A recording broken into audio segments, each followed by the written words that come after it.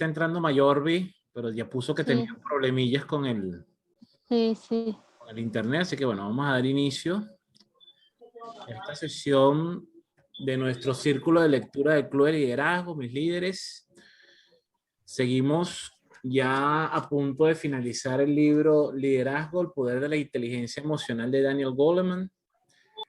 Y el capítulo que nos ocupa el día de hoy es el liderazgo esencial.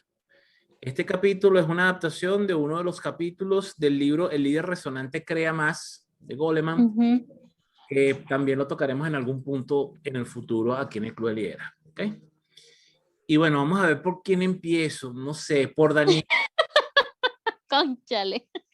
No sé, tengo así como que coño, vamos a empezar con Daniela hoy. Si hacemos un amigo secreto, la cosa estaría difícil de descubrir. Peludo, ahí sí nos jodimos. Dani, el liderazgo esencial. Este capítulo para mí tiene, digamos que bastantes adaptaciones de muchos de los temas que tratamos en el club, por supuesto. Y básicamente me gustaría que dentro de nuestra disertación que hacemos siempre aquí en el club tratáramos de hacer esas uniones de punto y conceptos que tengan que ver con esto que llama Goleman el liderazgo esencial. ¿Qué es para ti ese liderazgo esencial, Daniela? Bueno, ya habíamos hablado de lo que era la inteligencia emocional y la empatía, y aquí nuevamente lo retomamos. Goleman nos plantea que puedes tener muchas habilidades, muchas actitudes, pero si definitivamente no atrapas a la gente a través de las emociones, no estás haciendo un buen trabajo. Estás siendo un jefe y no un líder. Entonces, básicamente, cómo gestionar las emociones personales y saber gestionar las emociones de nuestro entorno para generar resultados e incremento en la productividad de nuestro equipo. Básicamente, Goleman nos dice que el estado de ánimo es algo que se contagia con mucha facilidad, sobre todo las emociones positivas, son las que más fáciles se replican en el entorno directo. Y las emociones negativas también, pero en menor impacto. La gente, increíblemente, a nivel de los estudios que él nos presenta, se engancha menos con las emociones negativas, pero igual repercuten en los resultados. Las emociones positivas está demostrado, según los resultados que nos presenta y las estadísticas que nos presenta, que generan un impacto positivo en la gestión y en la productividad del equipo. Y las emociones negativas repercuten negativamente, haciendo que las personas trabajen de manera frustrada, de manera obligante, incluso la manera de expresar del líder, de expresar los resultados, impacta muchísimo en la dinámica del equipo. Y hay algo que me llamó mucho la atención, de hecho hice aquí unas anotaciones, el tema del circuito abierto.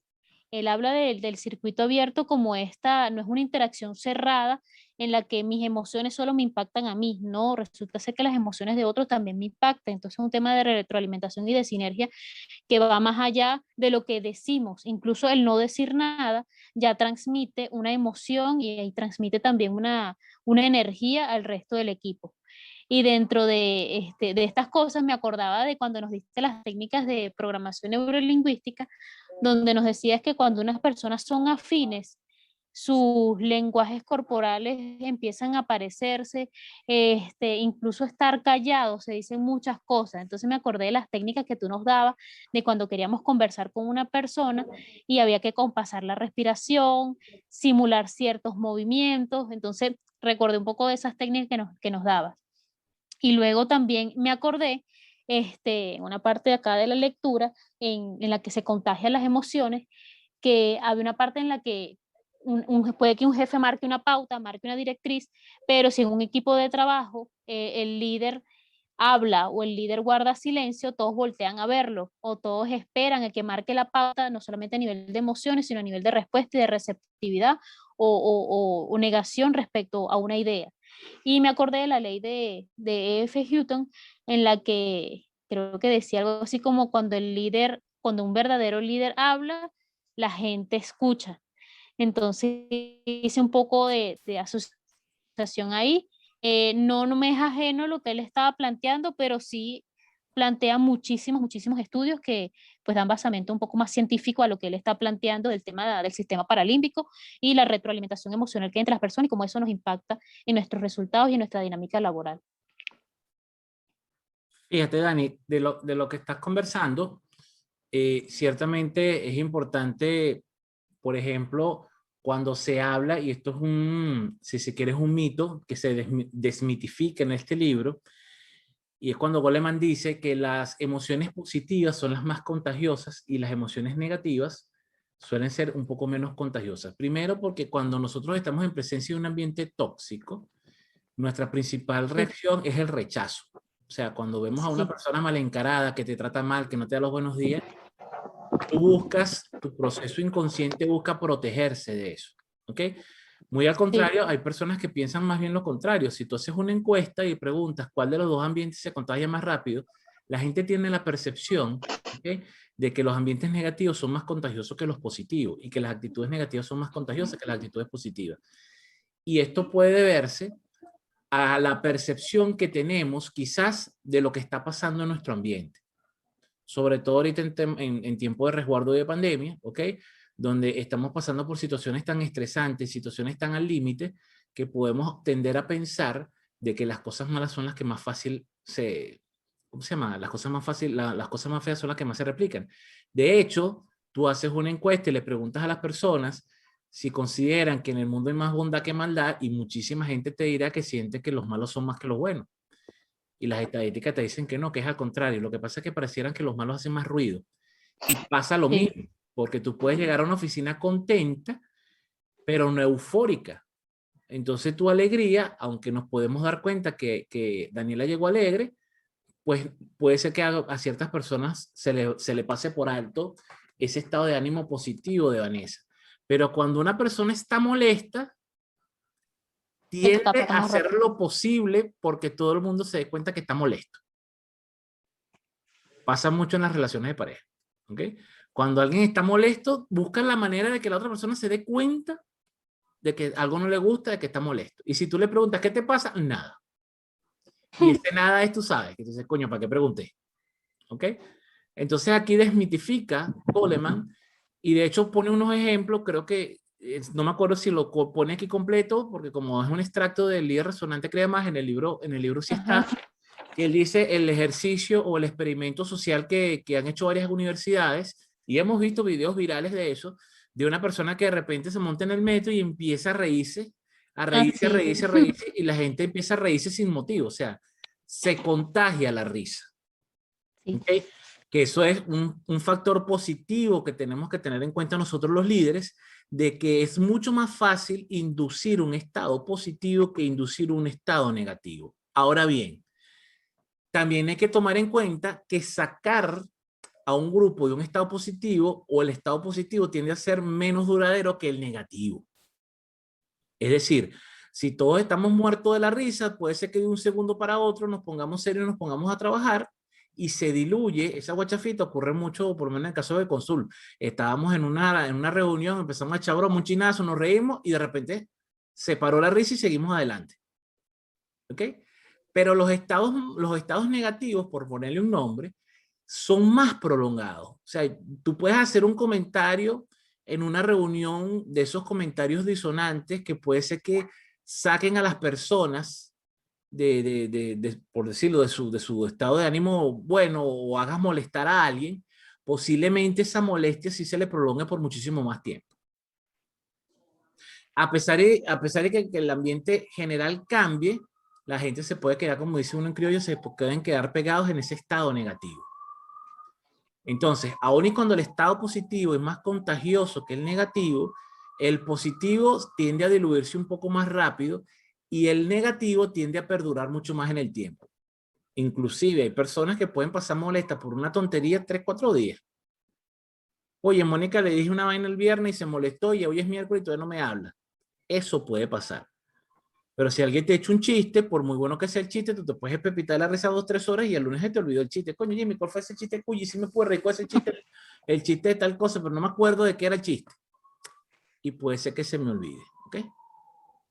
En cuanto a los circuitos abiertos, Dani, hace bastante hincapié aquí, déjame decir si lo subrayé, que los ambientes abiertos, lo hemos conversado en otras reuniones, tiene que ver mucho con eso de crear los ambientes para que las personas sientan que pueden ser abiertas, donde las personas sientan que se pueden Sí. equivocar, donde la persona sienta que se puede desarrollar libremente, ¿ok? Y que su líder es un aliado para el desarrollo.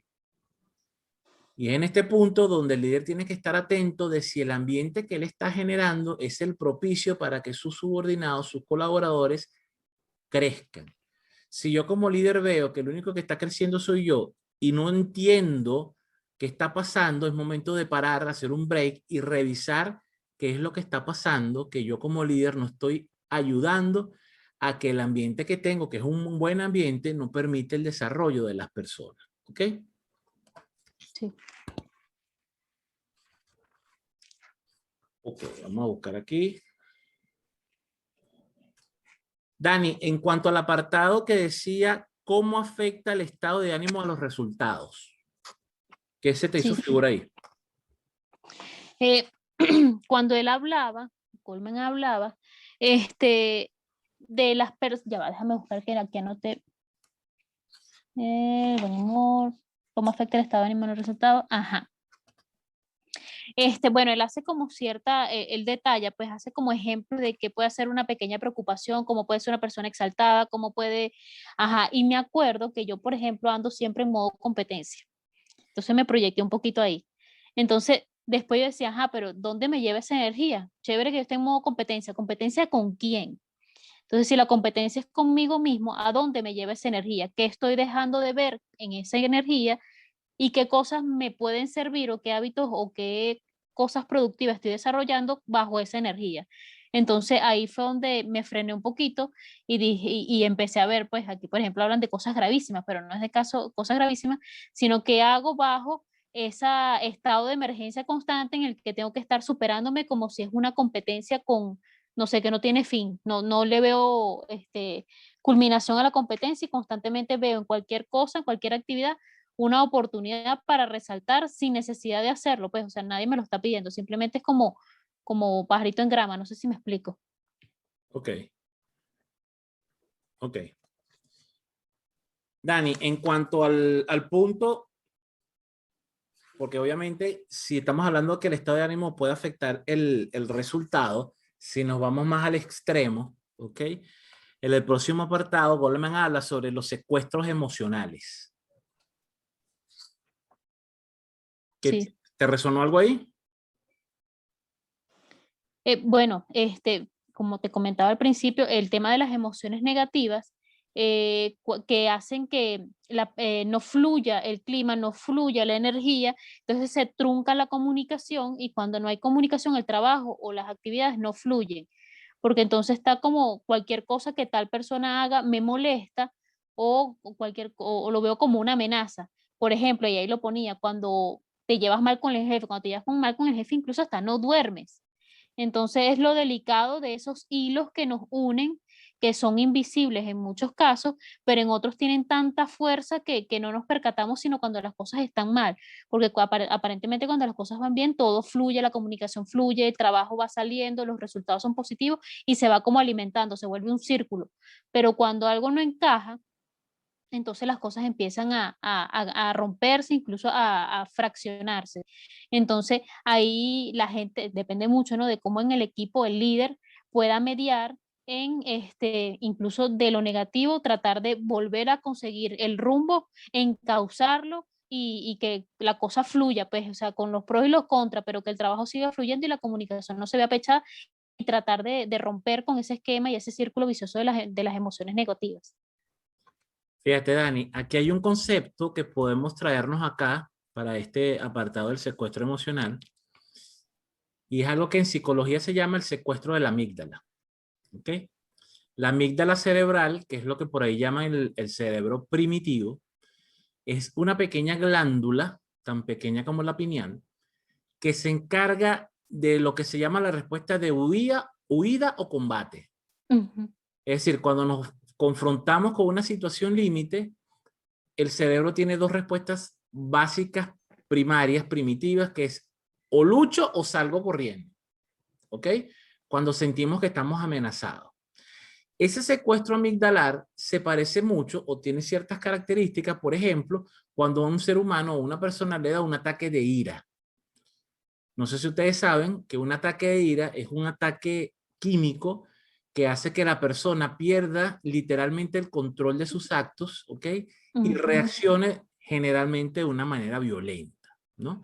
Entonces, Sí. aquí cuando él habla del secuestro emocional, hace mención precisamente a la ira crónica y a las ansiedades prolongadas, ¿ok?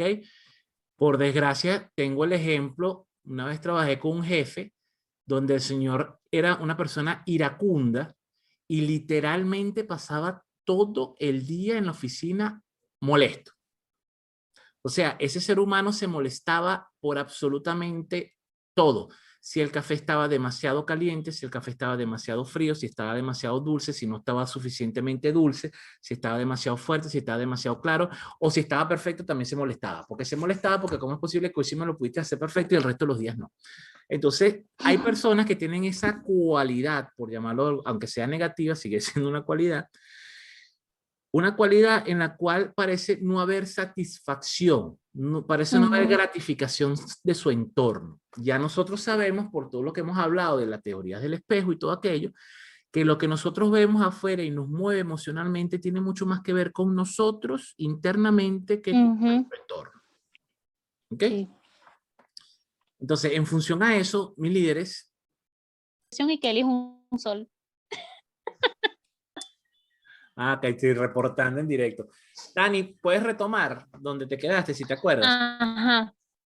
Sí, estabas hablando del jefe que tú tuviste, que era un ser iracundo, molesto, que le molestaba el café, lo que sea, toda su vida. Entonces te quedaste en que no ibas a explicar que eso tenía que ver con él. Entonces yo te estaba diciendo que era como una especie de círculo vicioso en el que él estaba molesto, afectaba su clima, afectaba a todos a su alcance. Después el clima se ponía tenso, la gente estaba tensa, la gente estaba molesta, había malos resultados, luego él se molestaba por eso y luego, otra vez el círculo. Y si no hay un liderazgo claro, con una visión clara, con un propósito claro, con una habilidad de comunicación bastante desarrollada, no hay manera de romper con ese círculo vicioso. Entonces, más allá de que él sea el jefe, debe existir un líder que pueda romper ese patrón, abstraer la molestia del jefe y lograr aclaros en los demás colaboradores que pues, mientras la persona esté presente, a menos que se tome una decisión radical, ellos pueden trabajar con su energía y esta persona pueda representar los frutos de ese trabajo y marcar una dirección con una visión bastante clara. Era lo que quería compartirte, pero quedaste que ibas a explicar que por qué hablaba la molestia de este. Ok, vamos a darle la... ¿Puedo hacer una pregunta? Sí, Juan Mónica. Estos temas, Mimi, ¿te congelaste secuestro, o me congelé yo?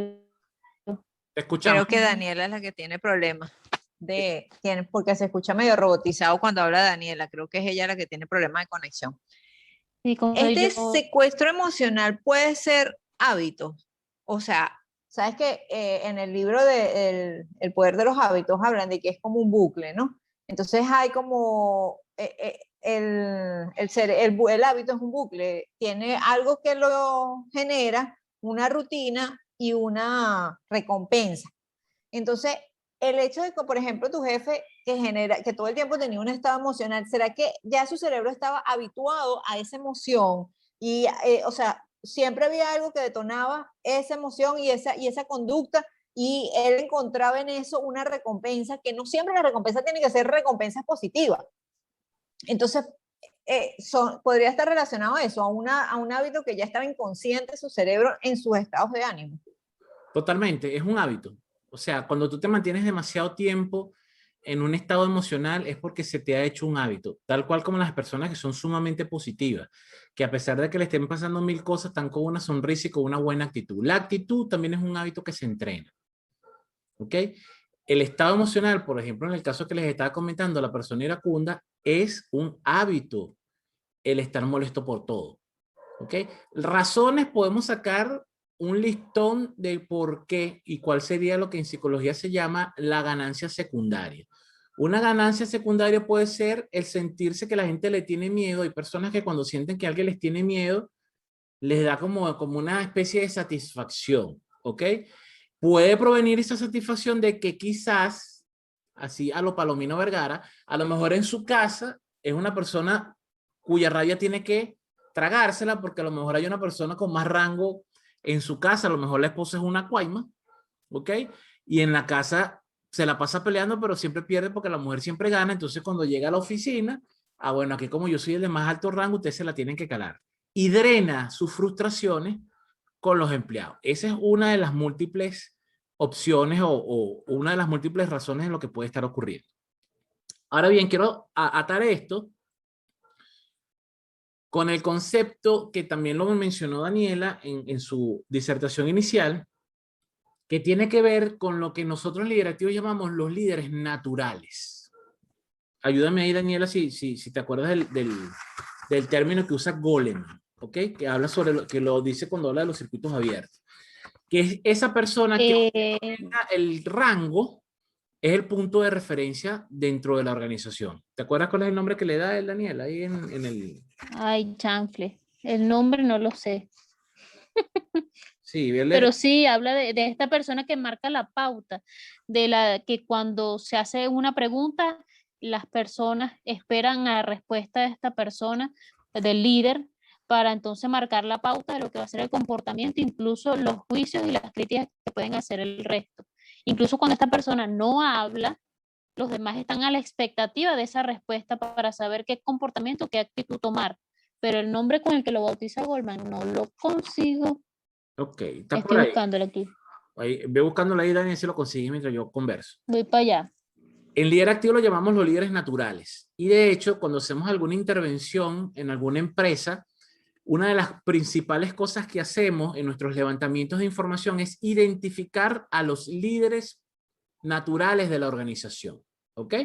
Obviamente partimos de los cargos de mayor jerarquía a ver si coincide en la jefatura con el liderazgo, y en el caso en las ocasiones o en los casos que se da donde la jefatura no coincide con el liderazgo, hacemos ese levantamiento de identificar a los líderes naturales de la organización. Porque los cambios, cualquiera que sea el cambio que estén proponiendo la alta gerencia por el cual contratan nuestros servicios, los embajadores de esos cambios tienen que ser los líderes naturales, no los jefes. Y a veces eso trae cierto rechazo en algunas organizaciones donde a lo mejor alguno de los gerentes quiere impulsar un proyecto, quiere impulsar un objetivo, nos contratan a nosotros para que lo ayudemos en un proceso, digamos, de coaching o de acompañamiento, y decimos, mira, este cambio profundo que quiere hacer la organización no lo puedes proponer tú, lo tiene que proponer tal persona. Y hay muchos líderes, muchos gerentes que se ofenden.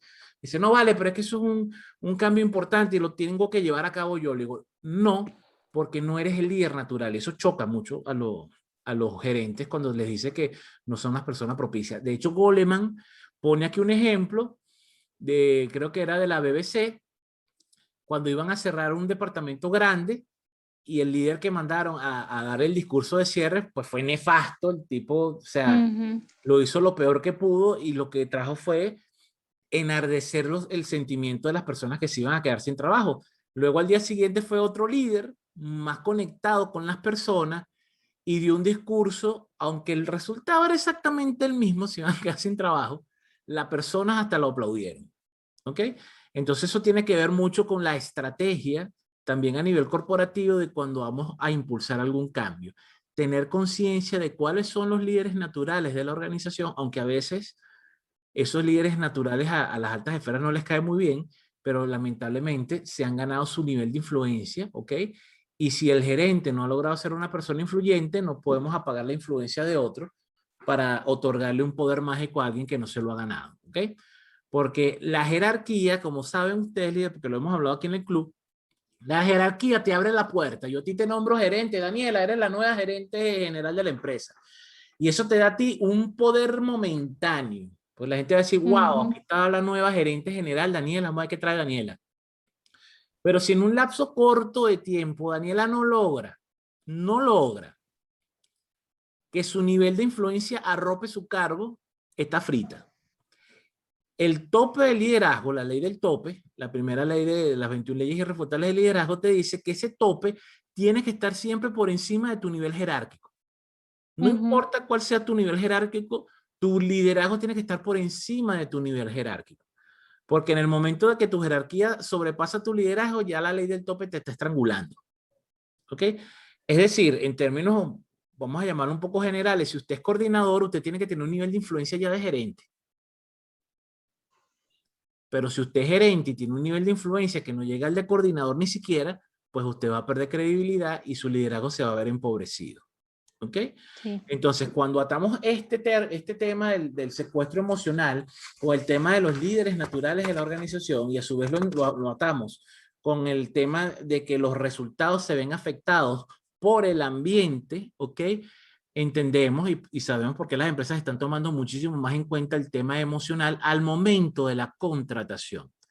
Corrígeme tú, Daniela, ya hay muchos test psicológicos que se hacían en la época mía, en la época de hace unos 15 años, que ya ahorita no se está midiendo, y por el contrario, hay otros test, ¿ok? Al momento de reclutar que dan una visión más holística sobre temas más bien. Se me quedó congelado el internet. Nosotros te Pero seguimos no sé si soy escuchando. yo. Sí, eres tú porque nosotros te seguimos escuchando. ¿Ok? Entonces ya hay otras herramientas que se están usando para ver esas cualidades blandas de los líderes. Porque ya por fin estamos entendiendo que es allí donde están los mejores resultados de la organización. ¿Ok? Sí. Tenemos hoy de invitado a Vanessa. Si Vanessa está ahí y quiere hacer alguna Ahí explicación. el nombre que le da es líderes emocionales. Goleman habla de líderes oficiales o de facto y líderes emocionales. Creo que ese es el nombre.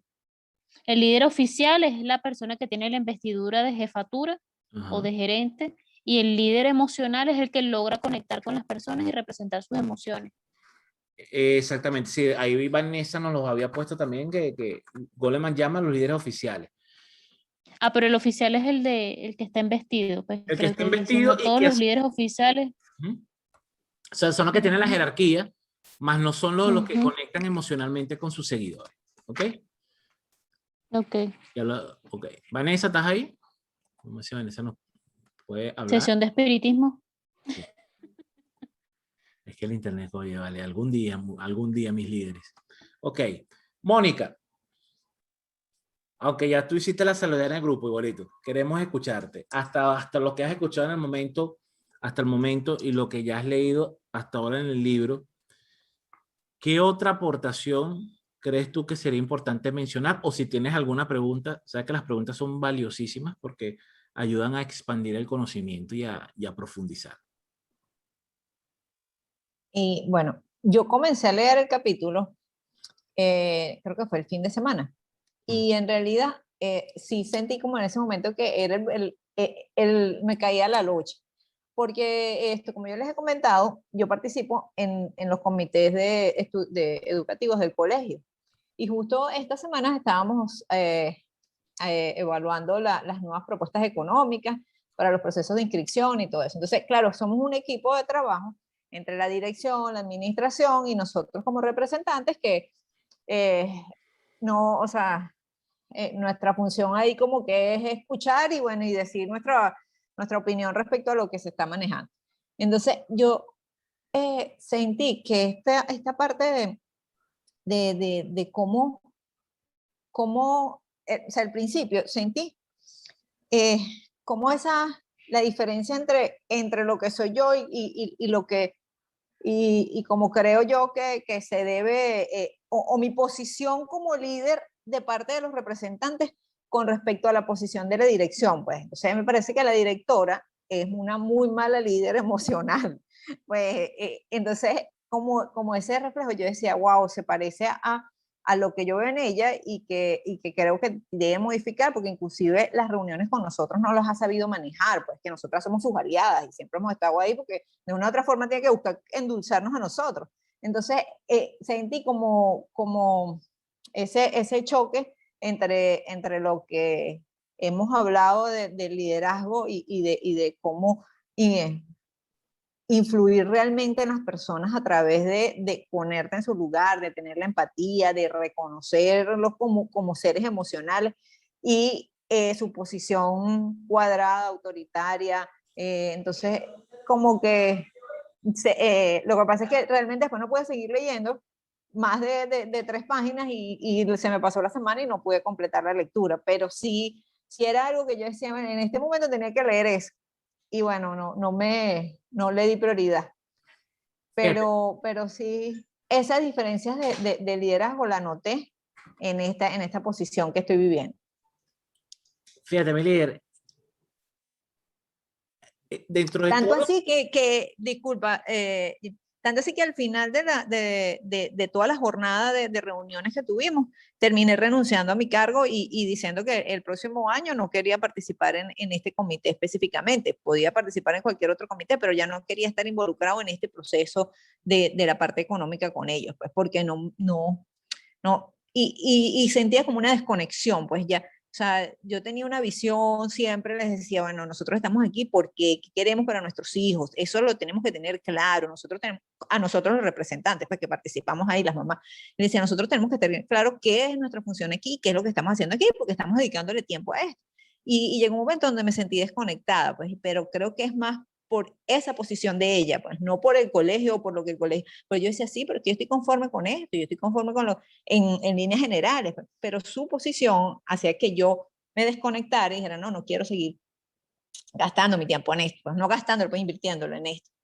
Prefiero voltear y hacer otras cosas. Entonces, inclusive al final de la jornada, dije, bueno, no, ya, hasta aquí llego.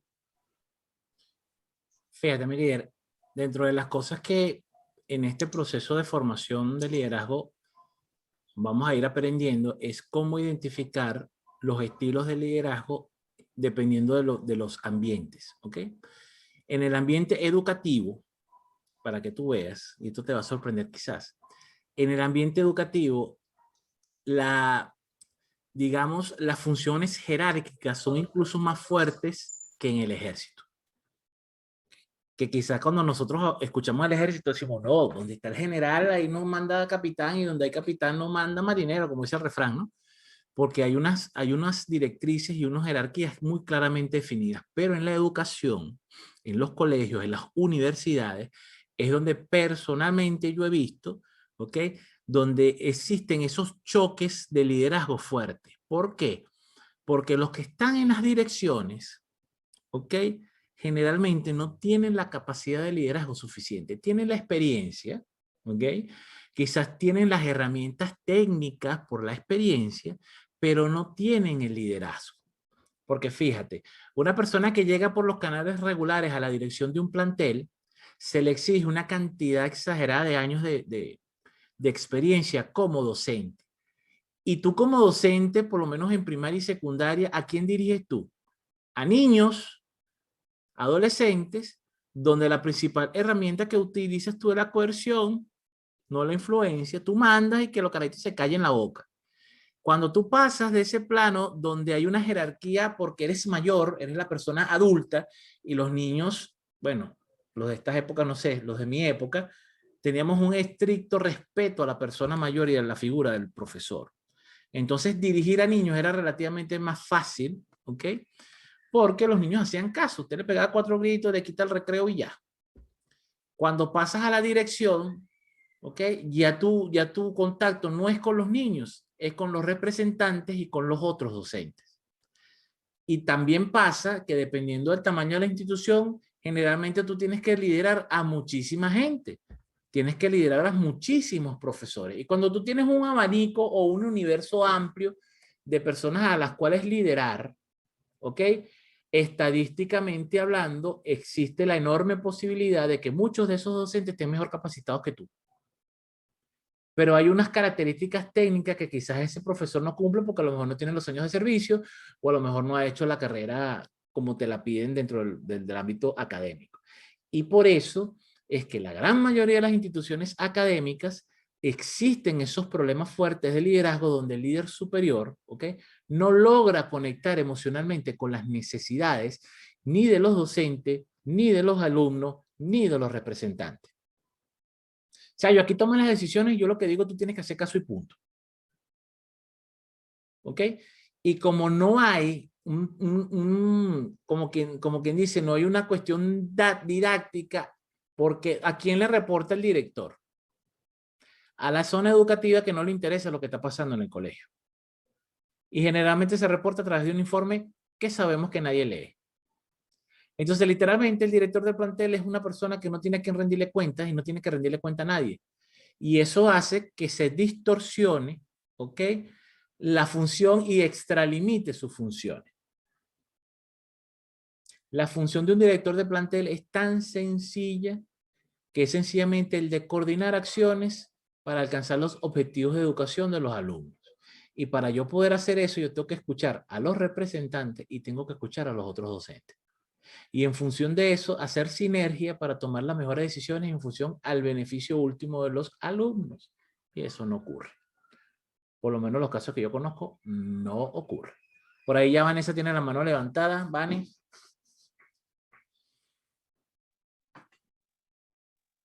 A ver si tenemos suerte con Vanessa, le podemos escuchar.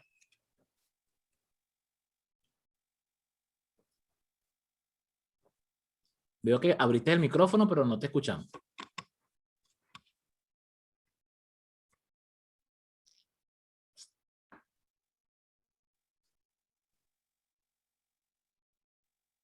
No, tienes el micrófono abierto, pero no se te escucha, Vani. Y sé que estás hablando porque se pone el cuadrito verde al lado de tu ventana.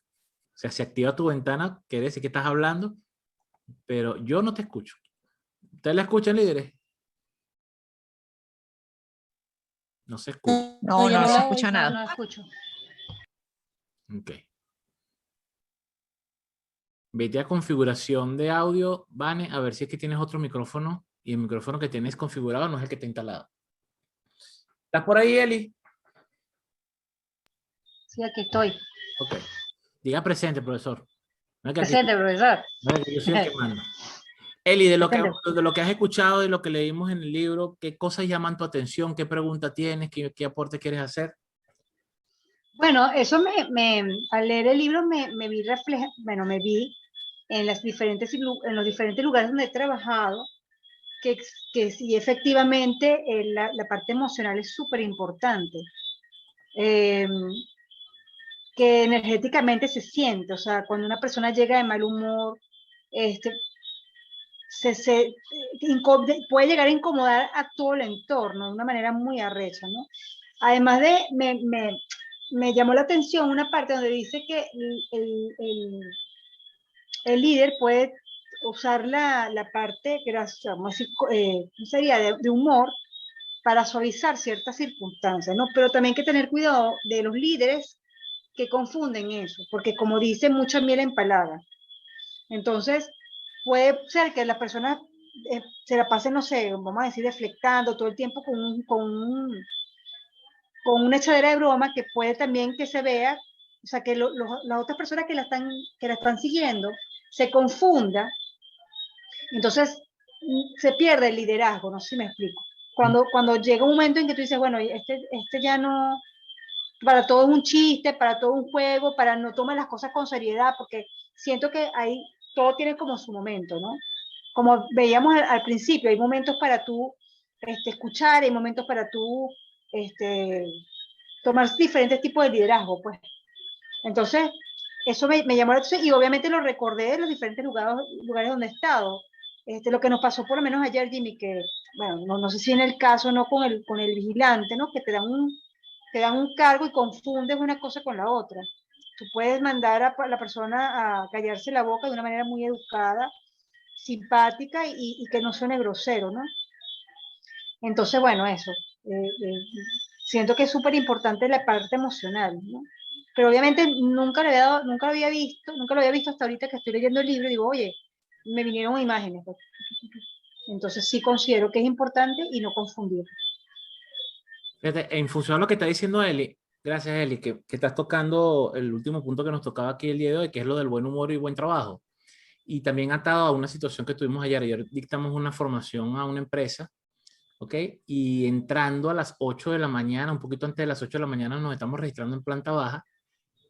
y uno de los vigilantes, una torre, no voy a decir dónde, pero una torre que de hecho me sorprende que tenga tanta vigilancia, tiene muchísima vigilancia, pues uno de los vigilantes se le acercó a Eli, pero en un tono y en una actitud bastante agresiva, porque bueno, Eli se bajó del carro y se le pasó ponerse el tapaboca, lo tenía en la cartera y cuando el muchacho, el señor la ve, le pidió que se pusiera la mascarilla, pero de una forma muy grosera, pero sumamente grosera que yo no sé ni por qué, yo me imagino que no había desayunado bien, gracias a Dios por él, pero enseguida yo usé una de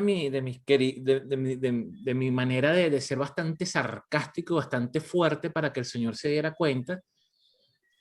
Y la reacción del señor, en vez de ser de reflexión, de decir, oye, verdad, señor, disculpe, trató como de imponerse, así como que no, por el hecho del uniforme, ¿no? Y eso es un tema también que tiene que ver con los tótems. Y por eso se usa en la sociedad, por eso usamos uniformes. Porque el uniforme te da ya de por sí digamos, una autoridad, ¿ok? Un tótem donde tú ves un militar vestido, ves un policía, ves un médico y el uniforme ya te connota, ya te da una información valiosa que debe ayudarte en ese tema relacional. Y el otro punto, que estando en la formación, hubo una actividad que era una actividad para generarle una profunda incomodidad al equipo de trabajo, ¿ok? De llevarlos al extremo del estrés, ¿ok? Para tomar decisiones y hacer ciertas cosas. Y hubo uno de los líderes, que ya él y yo sabíamos que iba a suceder, que es muy hábil en el uso del humor para bajar la tensión grupal. Y le comentaba después al final al grupo que de los aportes más valiosos que hicieron todos, porque de verdad que todo el equipo fue muy bueno, todo el equipo hizo el trabajo que tenía que hacer y que se esperaba que hiciera, y uno de las cosas que se esperaba de ese líder era que usara su humor en los momentos de más estrés. Y cuando el equipo estaba perdiendo la paciencia y el equipo estaba, tú sabes, a punto de explotar, él echaba un chiste, todos se echaban a reír y volvían a retomar. Entonces, como dice Eli, es el uso del humor, ¿ok? Pero no que se convierta en una guachafita y perdamos el sentido y perdamos el respeto, sino que yo entiendo que la situación, el ambiente no es el apropiado y como líder tengo que buscar la manera de crear el ambiente que necesito para que la gente se relaje y podamos alcanzar los objetivos, ¿ok? Gracias por hacer esa intervención y traerme esos 2 puntos, Eli. Sería como el humor como una válvula de presión, más o menos, que regule momentos de tensión, El humor, mis líderes, como una herramienta.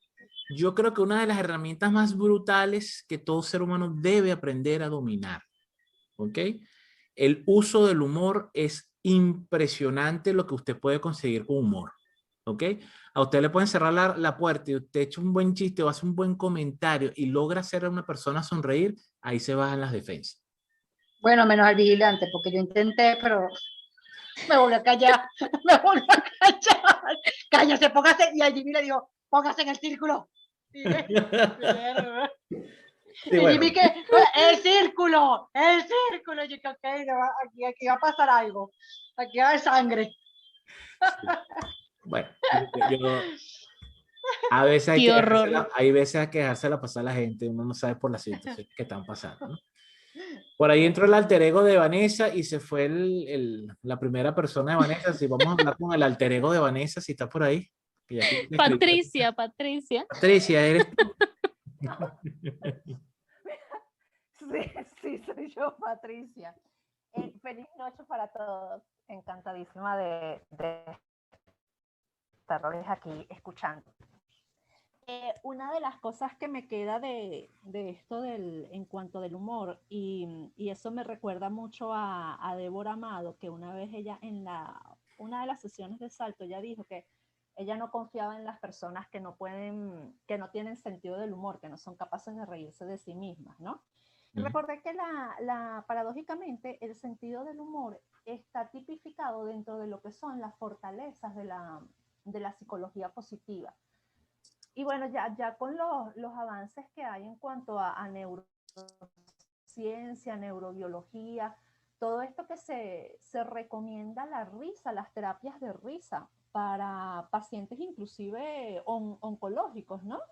Es algo que yo digo que bueno, que gracias a Dios ya las empresas lo están comenzando a entender de la importancia en que los ciencia dominen estos temas y los dominen no tanto de la literatura, sino que los apliquen, ¿no?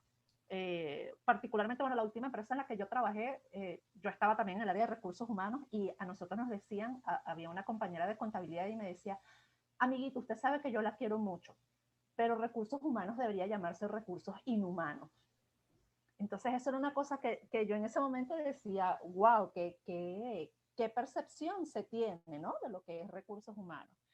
Y que definitivamente cuando la cabeza del departamento entraba de mal humor, uno nada más lo que hacía era mirar la cara. Y uno sacaba automáticamente conclusiones entre la manera de caminar, la cara y el hecho de que no miraba para ningún lado, ¿no? Entonces ya en base a eso uno ya decía, mejor hoy me cubro con el manto de la invisibilidad y no entro a su oficina, no pregunto, Dios mío, que no salga nada importante para no poder entrar, para no tener que entrar ahí, ¿no? Y hoy en día, bueno, lo llevo mucho es con mi hijo. Cuando sucede algo, por ejemplo, ahorita recientemente, todo lo que está sucediendo en Lakota, él lo primero que hace automáticamente es mirarme a la cara. Él empieza como que a calibrar ahí en ese sentido, vamos a ver si la situación es grave, si no es grave, qué debo hacer, qué no debo hacer. Entonces, lo importante que es cuando uno está al frente, poder validar primero, bueno, qué estoy sintiendo, cómo me estoy sintiendo en este momento, ¿no? Y si tengo que en ese momento digamos, interactuar con las personas que están a mi alrededor, pues bueno, tratar como que de hacer esos ejercicios de vamos a calmarnos, vamos a tratar de que esa ira no termine explotando y que sea como un volcán en erupción que arrase con todo el mundo, porque sabemos que, bueno, una vez que las palabras se dicen, las cosas pueden hacer crear mucho caos, ¿no? Entonces, esa era lo que quería comentar. O sea, definitivamente la inteligencia emocional, más que ser una cuestión de vamos a llevarlo todo on, todo feliz, es un tema de, bueno, definitivamente saber calibrar para poder expresar de la mejor manera, de la manera más idónea, lo que estamos sintiendo en esos momentos, pues. Y también entender que los otros también tienen sus emocionalidades, pues.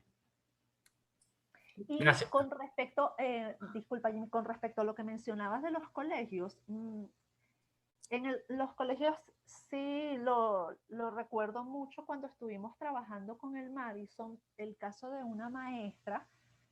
Ella era maestra de los primeros niveles de primaria y de pronto por su capacidad, por su profesionalismo, digamos, los conocimientos que tenía, la llevaron a ser profesora de bachillerato. Entonces, ella trataba de imponer su respeto, pero el respeto que ella trataba de imponer era desde el tono de niños, compórtense bien. Y estaba tratando ya con jóvenes de tercer año que ya iban para el cambio de chemise beige y eso creaba mucho caos. Y cuando estuvimos allá, ella estuvo preguntándonos a José Antonio, Xiomara y a mí, que cómo podía ser ella, que dónde podía aprender nuevas técnicas, herramientas, porque ella sentía que los alumnos la superaban. Entonces decía, wow, qué importante es que los profesores dejen de verse como simples educadores que van a dar un contenido que se lo saben desde mucho, pues, y que se comiencen a ver como líderes, porque realmente ellos están siendo influencia para esos niños y para esos jóvenes, ¿no? Entonces, ojalá en algún momento los colegios comiencen como que también a aplicar un poco lo del liderazgo, porque hace falta. Hace falta, líder, y no solo en los colegios, en cualquier ambiente donde nos toque liderar. Una de las maneras de hacerlo es escuchando, siendo una persona abierta y siendo una persona flexible, ¿ok? Las habilidades que uno desarrolla como líder, por eso que yo les decía cuando veíamos el cuadrito de Goleman de los estilos de liderazgo, yo les hacía el comentario de que hay personas que buscan el estilo de liderazgo como si se tratara de una receta. Y nunca el pan te va a quedar 2 veces igual. ¿Ok? Lo mismo pasa en el liderazgo. Y ocurre cuando un buen líder que ha obtenido muy buenos resultados en un ambiente, en una empresa, de repente le ofrecen un mejor puesto en otra empresa y la empresa se lo trae porque sabe los enormes avances y los resultados maravillosos que tuvo en tal empresa y se lo traen para otra empresa y resulta que es como lanzar una bomba atómica. ¿Por qué? Porque ese líder que ha tenido buenos resultados con un grupo determinado de personas lo ponen en otro ambiente y cree que va a venir a replicar la receta exactamente igual como la hacía en otro lado. Y resulta que está trabajando con seres humanos. Y el periodo de adaptación para trabajar con seres humanos pasa por entender qué está pasando en la dinámica relacional o qué pasa en la psicología de esa masa, de ese grupo de personas. ¿Ok? ¿Cómo es su interacción? Por lo menos hay empresas donde la comunicación es excesivamente normal y formal. ¿Ok? Y cuando tú entras a una organización donde la comunicación es excesivamente formal y la gente le gusta y se siente cómodo, que hasta para pedir un vaso de agua lo pidas por correo para que quede la evidencia y la gente se siente cómoda así y tú vienes de trabajar de una broma donde tú nada más mandabas un WhatsApp o le pegabas un grito, Mónica, pásame el informe, y Mónica se movía y era una organización mucho más flexible y tú vienes a poner tu flexibilidad en una estructura, vamos a llamarla más vertical, oye, va a colapsar. Y como un mal trasplante de órgano, el equipo te va a rechazar, decir, coño, este pana, o si eres tú el que vienes de una estructura muy formal, de una empresa grande, donde todo se hace con muchísimo protocolo, ¿ok? Y tú entras a una empresa que está nueva, que está apenas empezando a desarrollarse, y tú quieres meterle forzado a la gente una cantidad de procedimientos que la gente no entiende para qué son, vas a tener problemas. Por eso es que en liderazgo, cuando nos formamos, desarrollamos 50 tipos diferentes de estilos de liderazgo. Y cuando estamos enfrente de un grupo de seres humanos, hacemos la receta en directo. O sea, no nos llevamos la torta ya precalentada, no nos llevamos la cosa nada más para pulirla, no. Nos llevamos los ingredientes y en el sitio preparamos la torta. En liderazgo nos sirven los preempacados. Eso es como usted como terapeuta o como coach vaya a una sesión con la lista de preguntas que le voy a hacer a Mónica mañana en sesión. Eso no va a funcionar.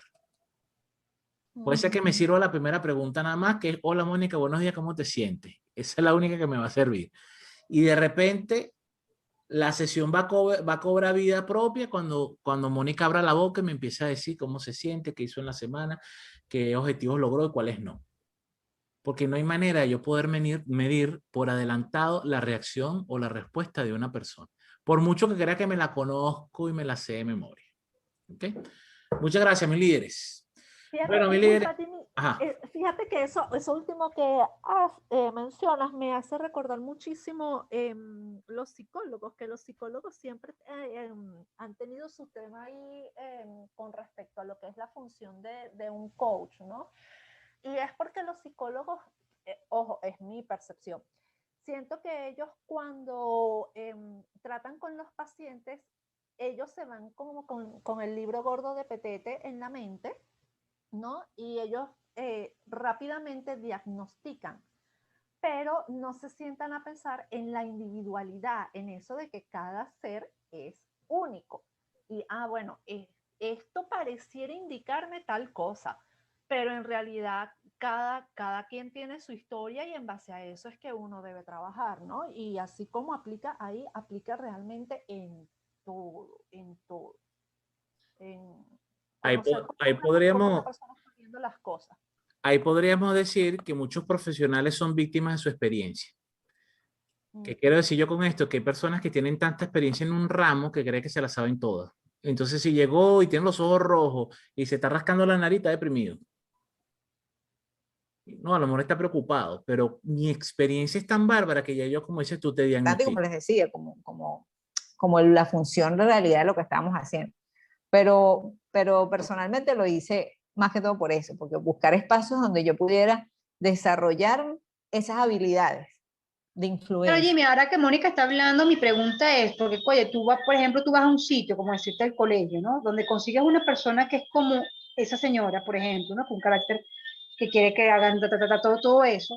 ¿Cómo haces tú para liderar algo que es difícil donde tú puedes tomar el control? O sea, porque tú puedes llegar de repente, no sé, por ejemplo, con carisma, con esto, con todo bien claro lo que quieres, cómo hacerlo, y esa persona no permite que suceda, y es un entorno donde no es que tú agarres y dices, bueno, me voy y renuncio, sino que, oye, está tu chamo estudiando ahí, tienes que estar, pues no te queda otra opción, vamos a decirlo así, ¿no?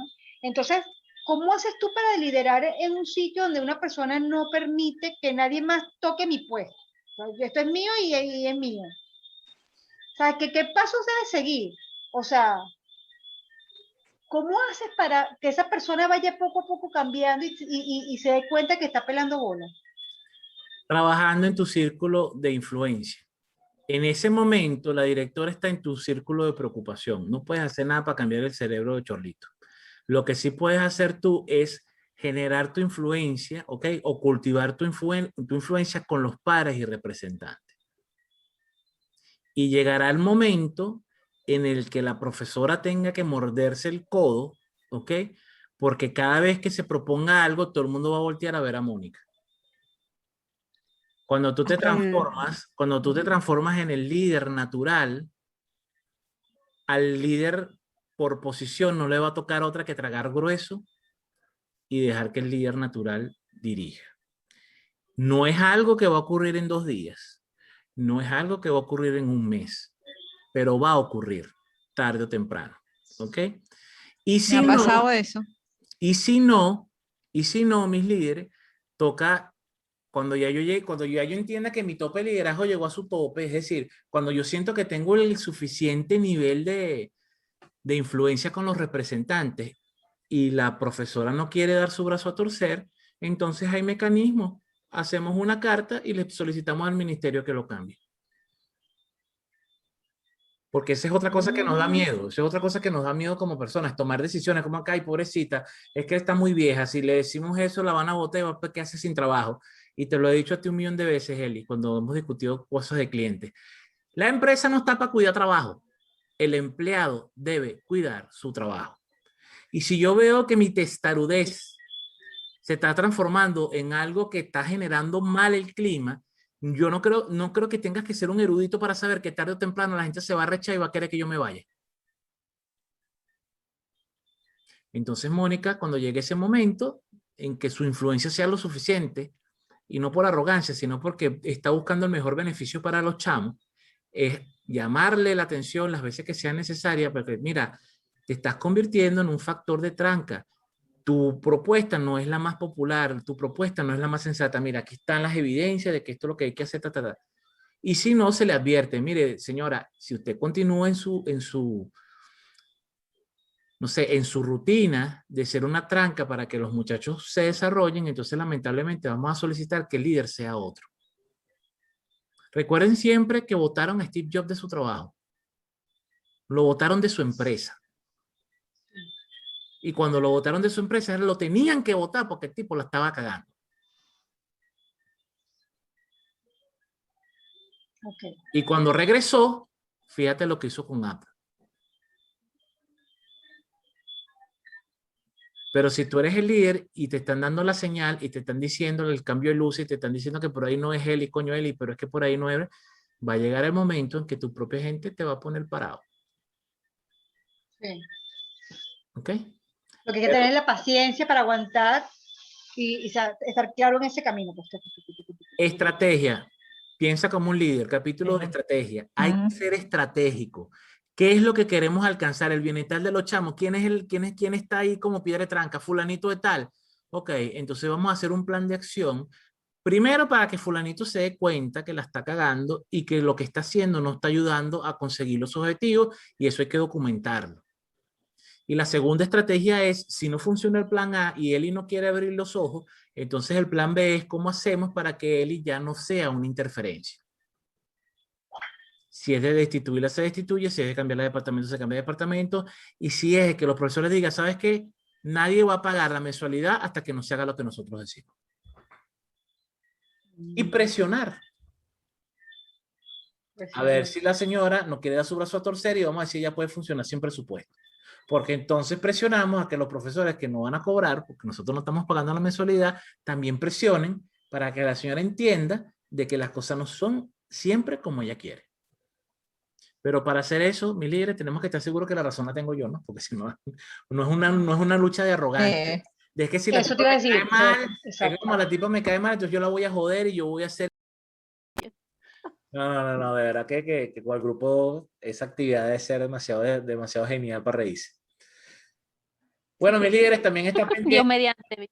que quiero avanzar en la maestría, mis líderes, para poder activar el laboratorio, que sería la parte práctica de nuestra maestría, donde vamos a hacer muchas actividades de ese tipo retadoras. Vamos a avanzar un poquito más quizás a partir del mes de julio, después de la segunda edición del Iron, vamos a incrementar la carga académica de la maestría, porque yo asumo que de aquí a allá ya ustedes se me pusieron al día, ya ustedes tienen su actividad al día. No hemos querido meter más contenido para que no se me colapsen ahí con las actividades entregables, ¿ok? Vayan poniéndole corazoncito a esto. Ok, Feliz noche, mis líderes, cuídense. sí va. Feliz noche para todos. Gracias, Jimmy, gracias, Eli. Feliz noche. Feliz noche. Chao. Quiero.